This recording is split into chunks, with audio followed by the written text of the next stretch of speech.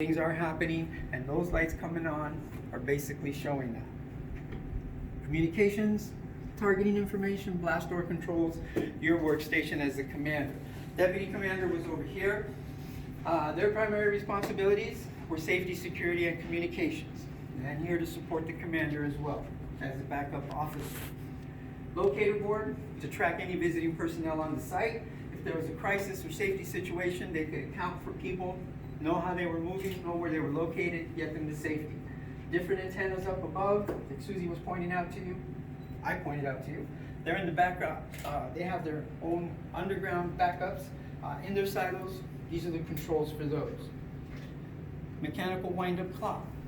Set to Greenwich Mean Time in England, Zulu time in the military. It's a 24-hour global time signature. Eliminates confusion because there's no AMs, no PMs, no time zones. Military coordinates all their activities to this time frame, including missile launches. Basically to avoid a bottleneck or a traffic jam, if you will, of all these warheads trying to get through the same window off to their destination. They are set to staggered launch times to avoid that. And the deputy is in charge of making sure that clock is always wound up and accurate. Now the other two crew members, lower in rank, higher in training. If you like working on things, tools, you're mechanically inclined, sign me up. Hey, I'm the MFT, Missile Facilities Technician. You have the hardest job. You are the highest trained crew member. You are like the superintendent or the handyman of this place. You are in charge of all the mechanical operating systems on this site and just in this room alone. Seriously? Wow. Now the upside is that you're only here to troubleshoot, diagnose, and do light repairs. Anything else, you get a crew to come out from the Air Force Base to take care of that. Last one. MFT, or no, BMAT, sorry, Ballistics Missile Analyst Technician. If you're into computers, electronics, video games, cell phones, that's me. You are the computer electronics specialist. You're in charge of all the operating systems on that missile, and again, troubleshooting, testing, diagnostics, or get a crew out to take care of anything major, okay? 4 crew members, here's your working conditions. You're here for 2 purposes. Make sure that missile is always in a launch-ready status, and you take whatever measures are necessary to assure that. Secondly, you're here to launch that missile when you're ordered to do so. Bottom line, plain and simple. Now, in order for that to take place, you need to know what all this equipment is, because that's what will allow you to carry out your mission successfully. So we'll start over here. I'm your deputy commander. Commander, first item of business is the changing of the locks. We are all, as officers, assigned top secret combination locks. We need to send the other crew home. Not until we vouch for all the contents that are in there. Now the officers from the other crew have removed their locks. We need to inventory, make sure that what needs to be there is there. Amongst other things, we are looking for authenticator cards for the launch order and for the launch keys, which are already in place for us here today. Otherwise, they'd be in that box. Once we are satisfied, we secure our locks. Other crew is free to leave at that point, and those locks remain unless one of 2 things happens. We get that launch order and we have to open it to authenticate the order, or 24 hours from now when we repeat the process when the next crew shows up to relieve us. Otherwise, those locks stay there. These are the receivers for the different radio systems. As a crew, this is what you get to listen to all day long. Only much louder, because you're getting messages all day long, and that's the alert of an incoming message. Test messages, weather updates, general information, other sites, Air Force Base, and of course, a launch order. We'll get back to this in a few minutes. TV, only visual access, and that is attached to a camera in the stairwell as you were coming down.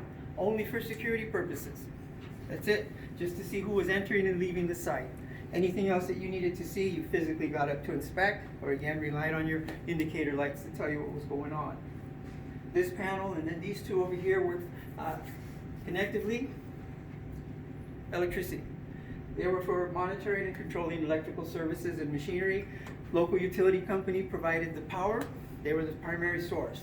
But Air Force realized that they had issues, reliability, power outages, fluctuations, and so forth. So they took measures to ensure that that was not an issue. One was a diesel generator that they installed in the silo, huge piece of machinery, but it took about a minute to reach full operating capacity. So if you had an outage, you might be sitting in the dark for about a minute. You're okay with that, but not the machinery. It starts to shut down, it starts to decalibrate, and it's a mess. and it has to get a crew to come out to reset everything.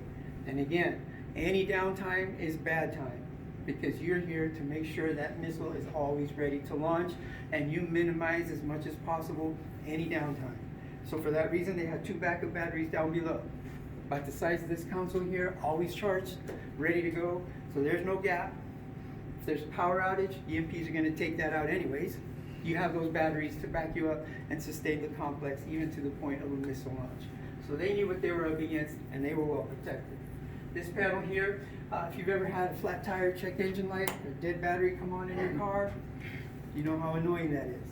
This allowed for the crew to test that missile system, identify any malfunctions or problems, locate where they were, and then again, fix them to eliminate any downtime.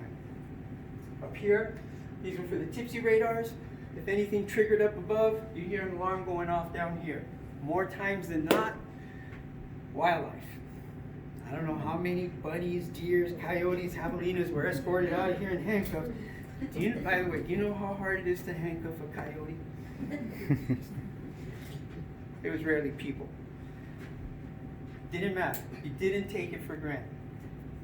The indicator lights showed that the activity was over that ventilation shaft. Then you did take action. Now you're not security, so you don't go up to see what's going on. You get Air Force police to come out. However, up here, on the wall there, that silver apparatus, that's a blast valve. It's like a big plug that seals off the ventilation shaft, cuts off all the air from up above. It'll close automatically during the launch sequence. A nearby blast will close it with the overpressure, or you can do it manually from down here. So if that light goes off, then yes, you're going to quickly close that off to protect your air supply, and open it only when Air Force Police gives you the all clear. That was your air supply. Moving forward, detonation modes, targeting information was changed or altered using these panels. Everything was pre-programmed and automatic. Nothing was done on the fly, so if there were ever any changes that need to be made, they were done well in advance, because again, the human element was just to get the process going, because everything else after that was automatic. This was the only security device that kept the missile from launching. Chuck mentioned that in the video. He was talking about this, the blast butterfly valve. This is a cutaway. There were 4 of these in this orientation. One of these has an electronic lockbox attached to it and can only be opened by entering this secret code. If that butterfly valve does not open, the system will abort the whole process. The code was entered up here. In the end, it amounted to slightly less than 17 million possible combinations. Only one was valid. However, some were designated as test codes so that they could test the system and again make sure everything is working as it needs to. Okay, moving on down, bringing it home. These 2 cabinets here, they were filled with electronics. That's what it took back in the 60s to compute 4K of computing power for the guidance system. Go figure. Electronics evolves fast and frequent, and the Air Force was not immune to that either. At one point, they had to finally upgrade because repairs were becoming impossible. Parts weren't there, support wasn't there. So when they did, the state of electronics at that point allowed them to go from 2 cabinets down to 1 panel and bumped it up to 16K of computing power. So there you go, and that was the end of the upgrades up until the end of the career of Titan II. Any information for targeting that was entered into the guidance system and the computer was done with paper punch tape. Now this is the Mylar version. Melissa and I were always playing with it, so it has to hold up a little bit better. But I'm sure you're thinking, that's not what I would expect from the military. No, you wouldn't, because it is fragile, it is data limited, but it is extremely secure. Still used today because of the security features that it provides. Okay? All right, so over here, Commander, targeting lights, which one is illuminated? Target 2. Target 2. What any of you can tell us about Target 2 and its location, what I could tell you is what the crew could have told you. No idea. That wasn't your job. Your job was to launch, not to know where it was going. To this day, those sites, those targets still classified. Remember, there's still about 400 Minutemen III land-based missiles still deployed and probably still have these targets in their crosshairs. So the only ones who really know what these sites are the war planners that chose them, and then that missile, when the guidance system gave it its coordinates and said, here you go, you're off to Target 2. Now, what you could deduce was that this must have been deep in the ground, whatever this target was. Ground burst detonation. That warhead was gonna detonate on impact. It was gonna leave a crater 3/4 to a mile wide, about 500 feet deep. We're 35 feet deep, which is what I'm saying, a direct hit. We still have about 400 plus feet to go before we're considered safe. So direct hit, no. Now, 1 in 3, airburst. They would have detonated above the surface, sent an impact of force down into the ground. We're deep enough where we would basically just suffer the shock waves. But on the surface, that energy would disperse across a 30-mile diameter, and anything within that range is pretty much leveled and vaporized, gone. Huge warhead, 9 megatons, which, put that into perspective, it's over 600 times more powerful than the ones that were used in World War II. And this is just one. Now multiply that times the 53 others, that's a lot of destructive power. Anyways, got some downtime, everything's good, we're hanging out, that launch order comes through, and here we go. This is what we're here to do. You take your notebook, I take mine. That message is going to play out, 35 characters, alphanumeric characters, and we're copying these all down. It will repeat, so we have to verify that we did this correctly, and we got it all down as it needs to be. If that's the case, this is valid. We don't know who's sending it. We need to authenticate, make sure this is the real deal. We open the safe, we pull out an authenticator card with the matching code, open it up, and there's further matching codes in here. If these are all correct, this is it. Coming from the president, only one who can authorize a nuclear attack. Now, you're not speaking directly to the president. The chain of command just gets started and gets out to anyone and everyone that needs to hear it. We get our launch time. For the very first time, we have our butterfly valve code, and then we have our keys. Now, I've got my hand on mine. They're inserted already for our purposes here today. Now, I can't reach yours.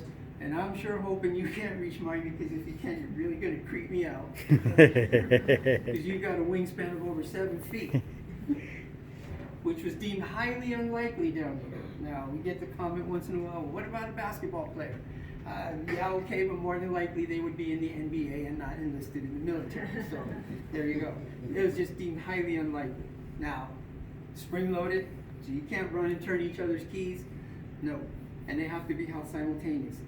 Are you ready? Here we go. This is it.